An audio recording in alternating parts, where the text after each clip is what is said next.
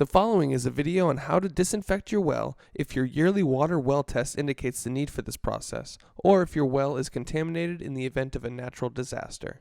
The Water Systems Council recommends that you work with your local well contractor when disinfecting your well. Their expertise will help the process run smoothly. In this video, you will learn how to disinfect a well using a shock chlorination procedure. Before starting this procedure, it is important that you turn off the power to the well pump and to your hot water heater and put any water treatment in bypass mode, including water softening equipment. Failure to do so could result in a breakdown of the softening media. You will need to remove the well cap for the disinfection. If you live in a warmer climate and have a well with an exposed water line, you will need to sever that line in order to remove the well cap. First, drain the line by attaching a hose to the faucet on the well head. Run the water for 1 minute or more, depending on the size of your holding tank, until the stream of water is minimal.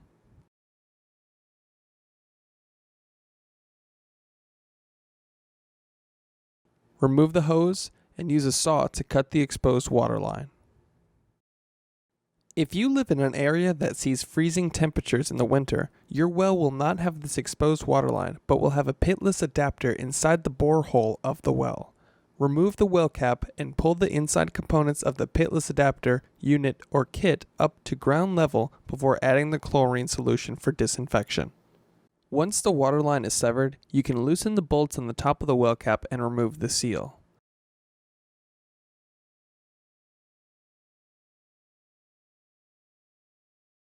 Now that you have access to the well, you can start the disinfection process. First, measure how much water is standing in the borehole of the well. The simplest way to do this is to measure out a piece of string and attach a weight to one end. Drop the string into the borehole until it hits water. Remove and measure again. Subtract this number from your well depth recorded in your well log to determine how much water is standing in the borehole. Using table 1 or 2 below, calculate how much liquid chlorine, bleach, and vinegar you will need.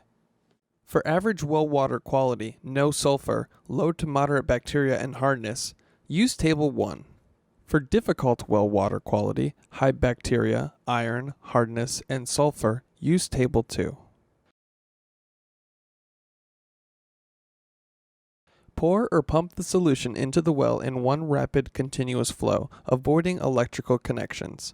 Vinegar should be poured into well first, followed by chlorine. Caution: bleach added to water with a pH below 5.0 will release chlorine gas, which is toxic. This procedure should be done in a well-ventilated area. Do not mix vinegar and chlorine together above ground. Repair the severed exposed water line by cutting off both ends of the break. Cover each with a PVC cement and a purple primer that will guarantee a good seal.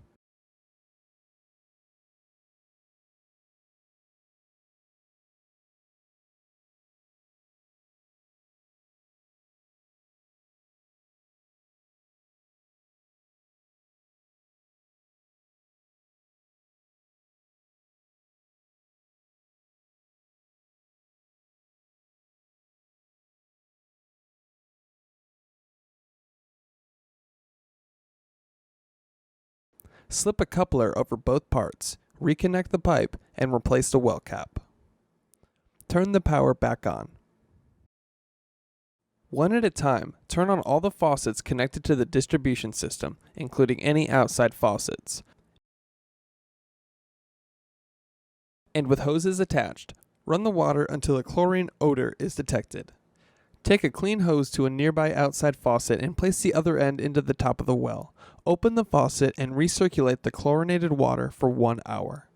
Allow the chlorine solution to remain in the well and pumping system for at least 30 minutes for a drilled well and a minimum of 8 hours for a dug or bored well. Then flush the entire system until you can no longer detect chlorine. Run the contaminated water outdoors, being careful to avoid areas that run into lakes or streams. Check local and state codes prior to this to ensure you are following proper procedures when disposing of contaminated water. After the chlorine is out of the system, turn off the outside faucet and turn on the indoor faucets and shower heads to flush them. Rusty water may come from the faucets, so flush until the water is clean and no chlorine smell is easily noticed. When all the water lines have been flushed out, use a hose to run fresh water back down the well along the casing sides to flush out any chlorine residue. After the entire system has been flushed out, shut down all faucets. Put any water conditioning equipment into service. Chlorination of the well is now complete. After proper chlorination procedures are completed for the entire water distribution system, the water should be tested again by a state-certified laboratory for coliform bacteria. The water should not be used for drinking purposes until a successful retest has been completed.